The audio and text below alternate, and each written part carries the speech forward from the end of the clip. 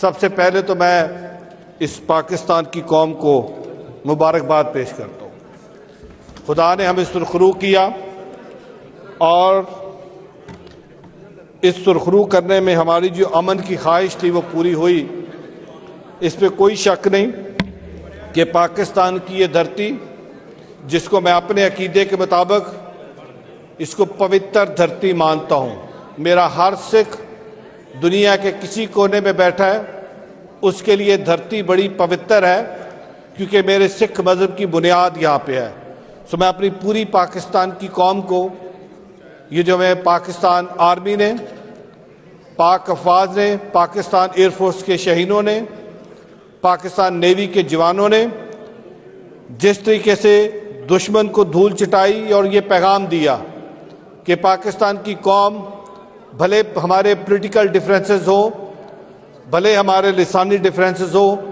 But when it comes to Pakistan تو ہم سب ایک ہیں، اور ہم جو نعرہ بار بار لگاتے اس پرچم کے سائے تلے ہم ایک ہیں، ہم ایک ہیں، تو اس کی ایک زندہ مثال ابھی یہ جو بھارت نے پاکستان پہ ایک ایگریشن کی، اس کی مثال ابھی ملی۔ میں اس کے بعد اپنے قائد میاں محمد نواز شریف صاحب کا شکر گزار ہوں، جن کی قائدانہ سوچ، قائدانہ صلاحیت اور انہی کے ویژن کے مطابق وزیر اعظم پاکستان، ان کی حکمت عملی، آرمی چیف جناب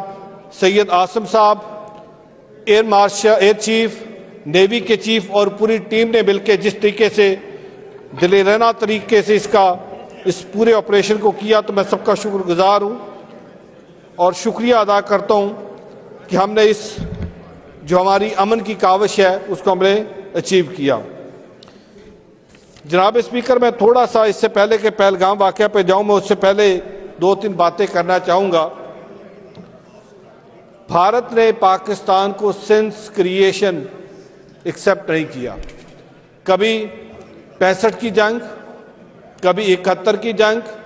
کبھی کارگل، کبھی کلبھوشن، کبھی افغانستان پاکستان کے بارڈر پہ اپنے سفارت خانے، کبھی پنجاب کے اندر،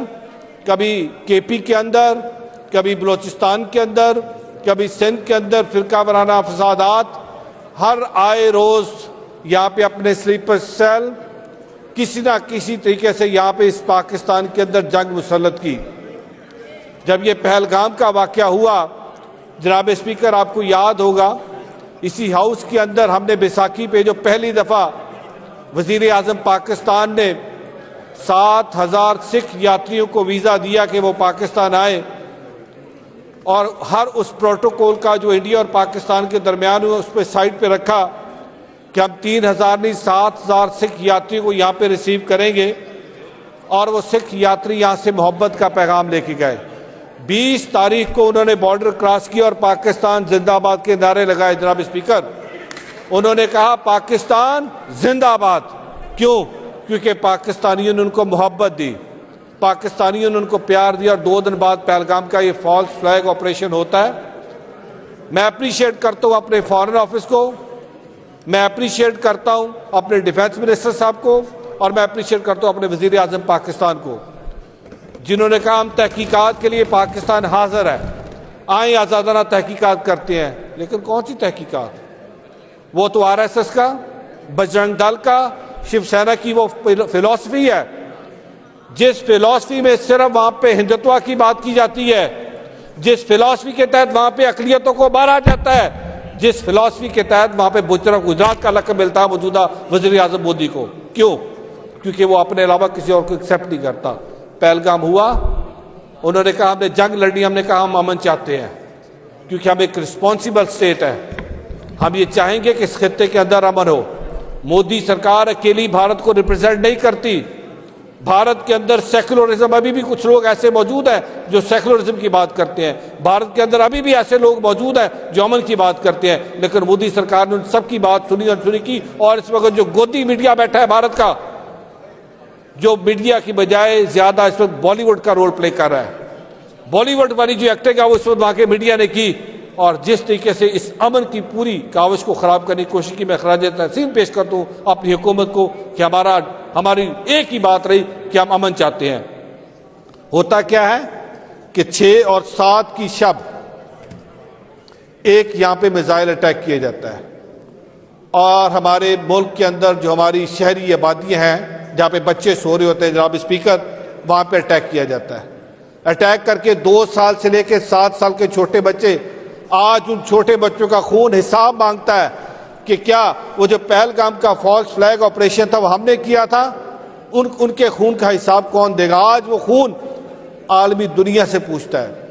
یونائٹڈ نیشن سے پوچھتا ہے، ہیومن رائٹس کے ڈیفینڈر سے پوچھتا ہے کہ آپ تو بڑا کلیم کرتے تھے کہ عالمی قوانین ہے، لیکن بھارت ان عالمی قوانین کی دھجیاں اڑاتے ہوئے پاکستان کے اوپر اٹیک کرتا ہے، پاکستان کی ٹیریٹوریل انٹیگریٹی کو،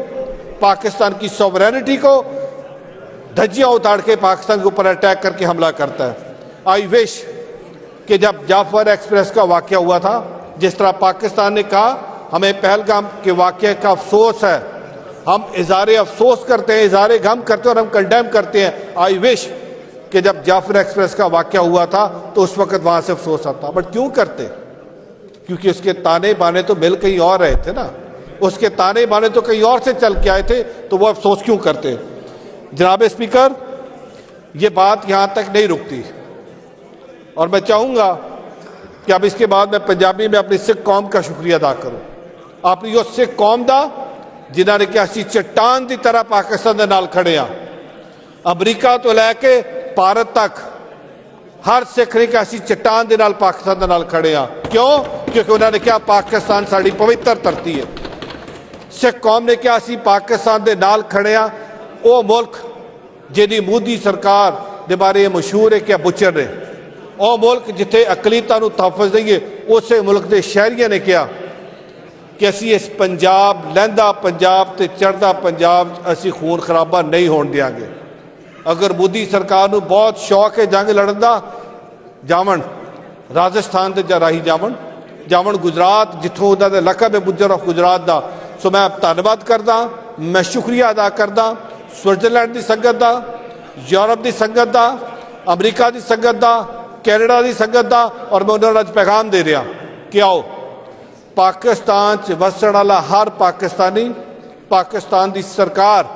تانوں بہاں کھول کے تہاڈا انتظار کر رہی ہے، تانوں پہلے نالوں عزت اور زیادہ ستکار دواں گے۔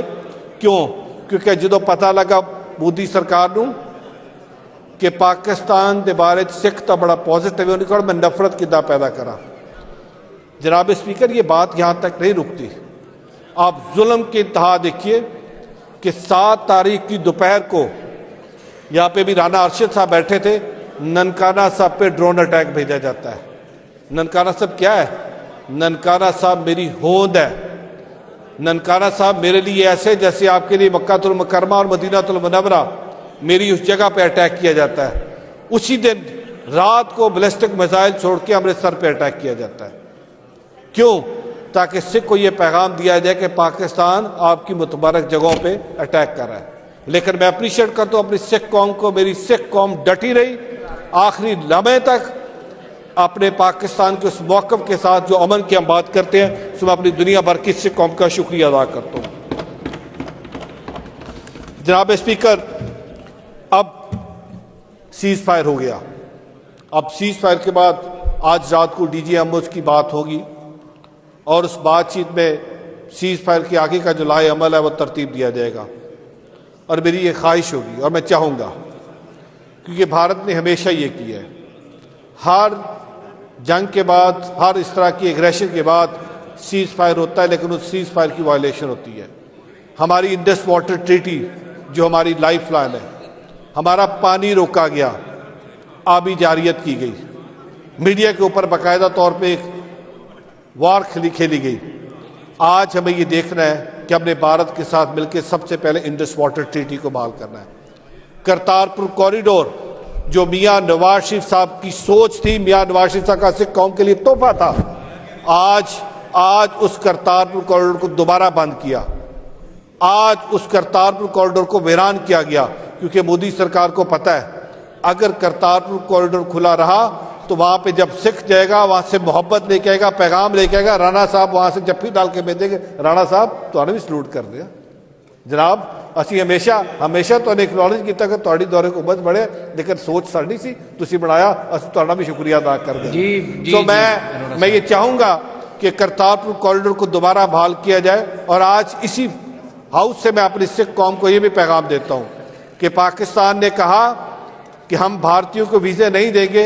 लेकिन जब सिख कौम की बारी आएगी हम कोई वीज़ा कैंसिल नहीं कर रहे। सो आज हम उनको पैगाम दे रहे हैं कि आप अप्लाई करें। हम चाहेंगे कि हमारा सिख इस पाकिस्तान के साथ जुड़े।